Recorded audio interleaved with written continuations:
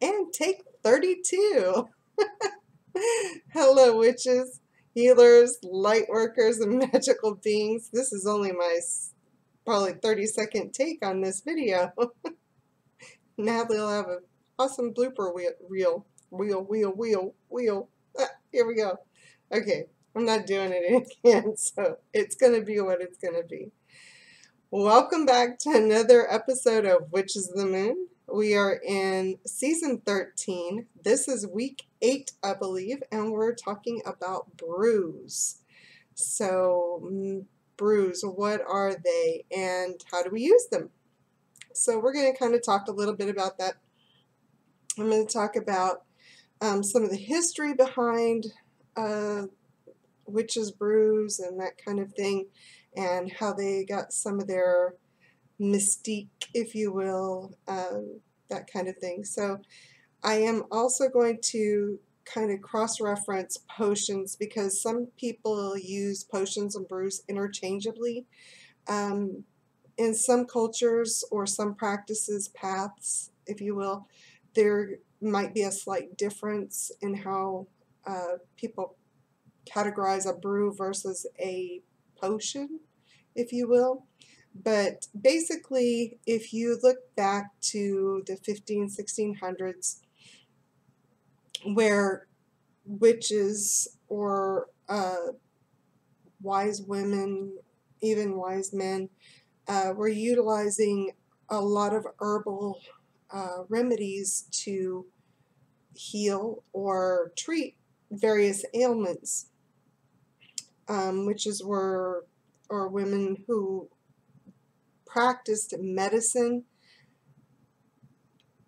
A lot of times women weren't allowed to practice medicine. They were, or not allowed to be doctors. They weren't allowed to be educated in that field.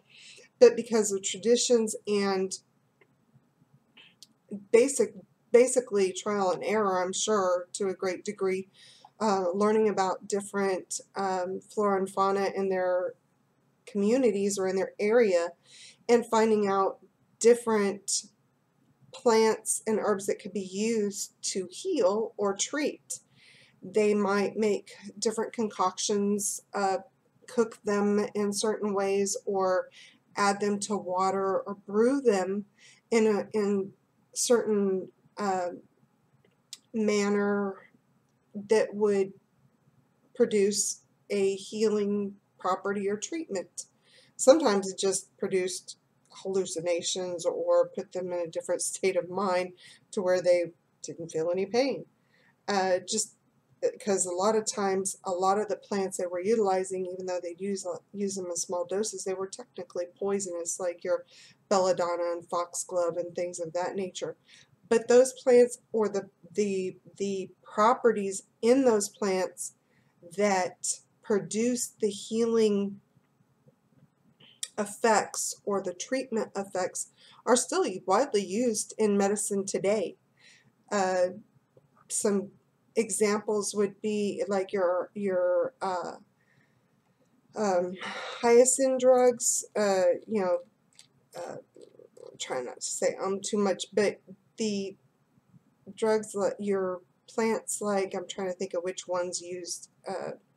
The one I can think of mostly is thornapple, which is used in Native American practices. That was used for as an antiseptic, or a pain reliever, if you will. And it was also used because of its, I think it's called tropane, or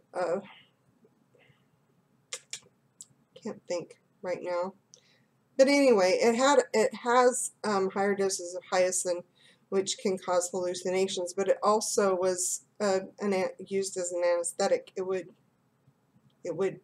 be a had pain relieving properties, if you will. Okay, something that might be, plants or plant properties that are more commonly known would be like your, for instance, your willow bark. Okay, I use a lot of willow bark. It is also has anesthetic properties. It contains psilocin, which is a compound that eventually gave way to salicylic acid.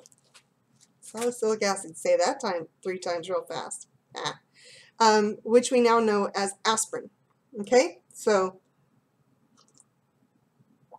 if you have a headache and or maybe your joints or muscles are aching, brew you a cup of willow bark.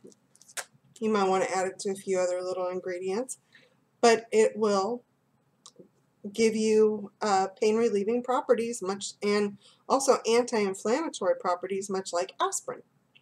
So to ease joint pain, headaches, that kind of thing. So white willow bark or willow bark is a great, it's not really an herb, it's a bark, but it's great to have in your medicine cabinet or your herbal chest or your apothecary because of the natural properties that it has.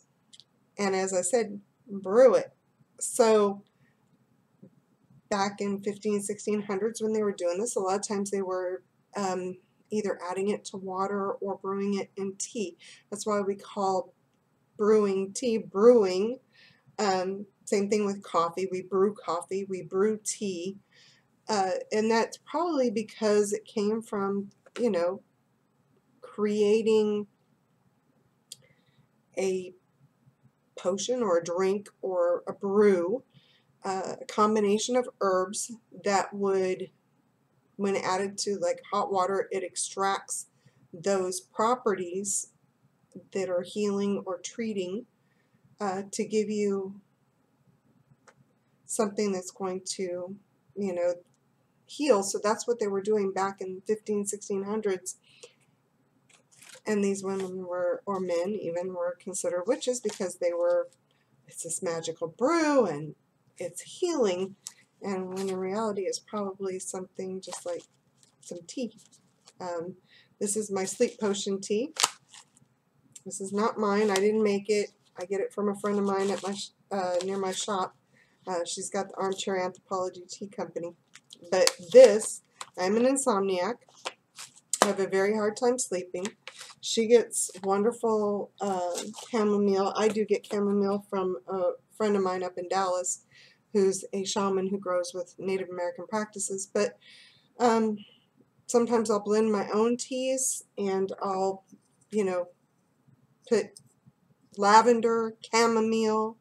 If I'm feeling a little pain, like this weekend I was doing some work out at my shop, clearing out underbrush and overgrowth and things like that. So add a little white willow bark to it and drink that right before bed, and the lavender, the chamomile help me to calm and relax, and then the white willow bark or the willow bark helps to relieve any aches and pains, helps me go to sleep. So again, you're brewing a tea, right? You're brewing it, and you drink it or ingest it, and you are, and it's got healing or calming properties. So some brews were used to astral travel or used in ritual practices where you're wanting to reach a higher plane or a higher level of consciousness, a higher self. So for those religious purposes, sometimes the teas or the brews would have hallucinogens in them, like your digitalis or your foxglove or whatever, your belladonna, different things. Now, back in the day, they didn't use the terms for the plants that we use nowadays, so a lot of times these witches' brews had these, people think they're putting these literal things into this cauldron, right? You've got this cauldron. Here's this witch. She's creating this magical brew, and she's putting in lizard and you know, shepherd's heart and cat's foot and ears of goat and little dragon and things like that, and it sounds mystical and magical when in reality little dragon is another name or magical name or a ancient name, if you will, for tarragon. Daisies were known as eyes because they resembled, people thought they resembled eyes, and also back in these Elizabethan times and things like that, when someone would pass away, they would put daisies over their eyes for whatever reason, their magical purposes. Lizard was calamint. Shepherd's heart was really shepherd's purse. Cat's foot was known as ground ivy. A lot of ground ivy, they called it cat's foot. Perforated St. John's wort was known as ear of goat. So if they're adding these things, you know, they would tell them to go to the, you know, to the herbalist or to the apothecarian. You go, or they'll give you that witch, if you would give you these things with these mystical names, these odd names like ear of goat and cat's foot, and you're creating this brew that you're going to drink to heal yourself. That sounds kind of fantastic and mystical, and Hollywood kind of glommed onto those things and didn't bother to tell you that, you know, ear of goat was St. John's wort, or that cat's foot was ivy. So it sounds much better and mystical and more magical and more, you know, fantastic, if you will, if the witch is brewing in her cauldron these, you know, ear of goat or something of that, or a cat's foot. So that's where Hollywood likes to sensationalize what was really a medicinal practice back in the 1500s, 1600s, times like that. So a lot of our medicines or things that we use nowadays are used today for medicinal purposes, and they started out as witches' brews, usually, probably, most commonly, probably a tea. Sometimes they'd have you put it in your food. You'd cook with it. And so here you have these big cauldrons, and somebody's cooking, you know, stews and soups were commonplace because you could kind of do it in one pot over a fire. So you have this brew, and you're adding these things to heal your family or keep your family healthy or safe. If someone had, like, you know, swelling, or what they call dropsy, usually, you know, when your legs would swell, usually that was due to heart problems. And back in like the 1700s, I think it was somewhere around 1773, 75, somewhere like that, William Withering was diagnosed with dropsy. He was having problems with swelling and couldn't seem to find a treatment. No treatment seemed to work. Doctors' treatments didn't seem to work. He ended up seeking out an opinion or getting help from a local gypsy woman, and she prescribed a potion containing about 20 different herbs or so. And one of those herbs, as he, you know, was seeking her out to find out why her particular concoction worked, come to find out that it had purple foxglove, or Digitalis purpurea, in it. And to this day, Digitalis plants give us modern heart failure drugs such as digitoxin and a couple of others. So again, these potions, these brews, gave way to common remedies, and you know, foxglove kind of sounds mystical and magical, and it's really a digitalis plant. Some of the other common brews, you know, people, you know, ways you can use it in your own practice. I mean, me personally, anytime I'm cooking, especially if I'm cooking for someone else, I incorporate my magic into that. I am putting love and light and healing, and sometimes I'll put things in it to heal. My mother is currently fighting, she fights diabetes. I created, you know, I'm doing some herbal studies. I'm studying to be an herbal practitioner. And one of the things that I learned about was a plant that I have in my very own backyard. It's common here in South Texas. It seems like they popped up everywhere all of a sudden. But it's known as Esperanza. And it's a beautiful yellow plant. But I have one growing in my backyard. But in Mexico, this plant is used to treat diabetes. The flowers and the leaves are commonly put into a tea. The root is usually brewed into a beer. And it's known as insula because it lowers the blood sugar. I made a tea for my mother using the Esperanza flower and leaf, and also incorporated other things that I know to reduce blood sugar, such as cinnamon, turmeric, to help kind of deal with inflammation and swelling and things like that. Made her a tea. She loves it, and it's actually reduced her blood sugar by quite a bit. She actually quit taking one of her 5 diabetic medications and reduced her amount of insulin that she was taking. So, and I've got to make her some more tonight because she's drank it all. And she loved the flavor of it. She loved the way it tasted. I told her just drink 1 cup in the morning and 1 in the afternoon to see how it works. She downed 2 cups and her blood sugar dropped. So she was like, I should have listened to you. I'm like, yes, mother, you should. But you know, things like that you can utilize in your own practice.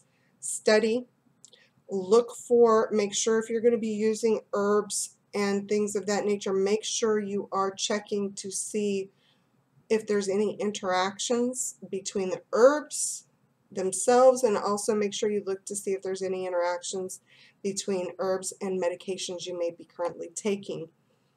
Be very careful. Consult with the physician if you need to. A lot of doctors don't like you to use herbal remedies with their chemical concoctions derived from the herbal remedies, because they don't really want you to heal yourself. They don't make money that way because herbal supplements and things like that are not regulated the same, and there's not the kickback to it that you can get if you prescribe a medication. And that's just my personal opinion. Sorry for any doctors out there, but that's my personal opinion. I personally had a doctor that wanted to prescribe me cholesterol lowering medication. I refused. I told him I could take care of it myself. He insisted. I said, fine, write the prescription. Makes you feel better. Wrote it, said, I want you back in 6 weeks. I'm going to show you. I didn't have to fill it. He could write it all day long. I didn't have to fill it. And didn't. I lowered my cholesterol myself by adjusting my diet, increasing my garlic and oatmeal intakes, reducing red meats, and lowered it by a whole lot more than what he expected. And he said, see, I told you. And I put the prescription back on the counter and said, no, see, I told you. So after that, he adjusted his thinking a little bit and realized that, you know, you don't always have to go right to the prescription, that sometimes you can make the adjustments without having to go to those prescriptions. Again, my personal opinions, just my own personal working. I am not a doctor. Don't play one on TV either. And certainly you do not want to start taking any herbal remedies or stop taking any medications without consulting your physician. Okay? Do not recommend it at all.